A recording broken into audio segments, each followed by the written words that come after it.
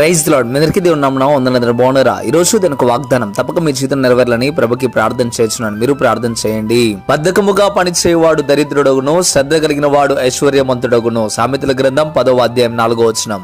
ప్రేమిణ దినులారా, ప్రతి ఒక్కరిని దేవుడు దీవించాలనే ఆశ ఉంటది. అనేకులు గొప్ప స్థితిలో ఉండాలనే ఆశ అయితే ఉంటది, కానీ చాలా మంది దేవుడు చెప్పిన పని మాత్రం చేయరు. దేవుడు ఏమని చెప్తున్నాడో చూడండి. బద్ధకంగా పనిచేసేవాడు దరిద్రుడు అవుతాడని, అలాగే శ్రద్ధ కలిగి పనిచేయవాడు ఐశ్వర్యవంతుడు అవుతాడని దేవునికి వాక్యం చెప్తా ఉంది.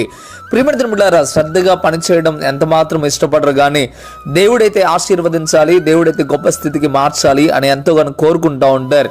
కానీ దేవుడైతే తేటగా చెప్పడం ప్రారంభిస్తూ ఉన్నాడు. ఎవరైతే శ్రద్ధ కలిగి పనిచేస్తారో, ఎవరైతే పని యందు శ్రద్ధ కలిగి ఉంటారో వారిని మాత్రమే దేవుడు ఐశ్వర్యవంతుని చేస్తానని దేవుడు స్పష్టంగా మాట్లాడుతూ ఉన్నాడు. ఈరోజు నువ్వు ఇంట్లో కూర్చొని ప్రభువా అంటే దేవుడు ఇవ్వడు, కానీ ఎవరైతే శ్రద్ధగా పనిచేస్తారో వారికి దేవుడు ఇస్తాడు. అమ్మా, ఈరోజు ఒకసారి నీ స్థితి ఏ రీతిగా ఉందో ఒకసారి ఆలోచన చేసుకో. ఓ కుమారుడా, ఈరోజు నీ స్థితి ఏ రీతిగా ఉందో ఒకసారి ఆలోచన చేసుకో. ప్రభువుని దీవించమని అడుగుతా ఉన్నావు, కానీ నువ్వు చేసే పని ఎంతవరకు కొనసాగిస్తా ఉన్నావో ఒకసారి ఆలోచన చేసుకో. ప్రేమిణ బిడ్డలారా, లేఖనాలు తెలియచేస్తా ఉన్నాయి, పని చేయకుండా భోజనము చేయొద్దని దేవుని వాక్యంలో రాయబడి ఉంది. రోజు కష్టపడు, తప్పక కష్టపడితే దేవుడు తప్పక ఫలితాన్ని ఇస్తాడు. ఈరోజు ప్రభువులో కష్టపడకుండా, ఎంత మాత్రము కూడా కష్టపడకుండా ప్రభువే మమ్మల్ని దీవించాలని గాల్లో దీపం పెట్టినట్లుగా బ్రతుకుతున్న వారు అనేకులు ఉన్నారు. ఒకవేళ అనేకుల్లో నువ్వు కూడా ఉండినట్లయితే దయతో ఈ రోజే సరిచేసుకో. ప్రభు తప్పక నిన్ను దీవిస్తాడు. నీ కుటుంబంలో ఉన్న అప్పులు, ఎన్నో కష్టాలు, ఎన్నో బాధలు, ఎన్నో ఇరుకులు, ఎంతగానో నష్టాలు ఉన్నాయి నీ జీవితంలో. అవన్నీ కూడా తొలగిపోవాలంటే దేవుడు చెప్పిన వాక్యానుసారంగా నువ్వు బ్రతకాలి. తప్పక కష్టపడి పనిచేయండి, దేవుడు తప్పక అవకాశాన్ని ఇస్తాడు. కష్టపడి పనిచేసే వాళ్ళకి దేవుడు ఎన్నో అవకాశాలు ఇచ్చాడు. అదే రీతిగా నీకు కూడా ఇవ్వాలని ఆశ కలిగి ఉన్నాడు. ఈరోజే మోకరించి, ప్రభువా నేను ఈ రోజు నుండి కష్టపడతాను నైనా, కష్టపడి నేను ఉన్నతమైన స్థితికి చేరతాను ప్రభువా, నాకు గొప్ప అవకాశాలు తెరవండి నైనా అని హృదయపూర్వకంగా నువ్వు ప్రార్థన చేయగలిగితే దేవుడు గొప్ప అవకాశాలు తెరుస్తూ ఉన్నాడు. మంచిది, మీ అందరి కోసం ప్రార్థన చేస్తాను. ప్రార్థన. పరిశుద్ధుడా, గొప్ప దేవుడు, మీకు లెక్కలేని స్తోత్రం నైనా. అయ్యా మీకు వందనాలు.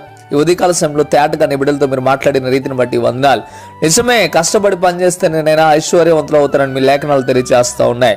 అయ్యా, ఉట్టి పుణ్యానికి ఆశీర్వాదం కావాలని ఎంతో మంది ఎదురు చూస్తూ ఉంటారు, కానీ నీ లేఖనాలు చెప్తూ ఉన్నాయి శరీరం తప్పక కష్టపడాలని. తప్పక ప్రభువా ఏ స్థితిలో ఏ స్థాయిలో కష్టపడాలో తప్పక మీరు ప్రతి ఒక్కరిని కష్టపడమని మీరు చెప్తా ఉన్నారు. అయ్యా మీకు వందనాలనైనా.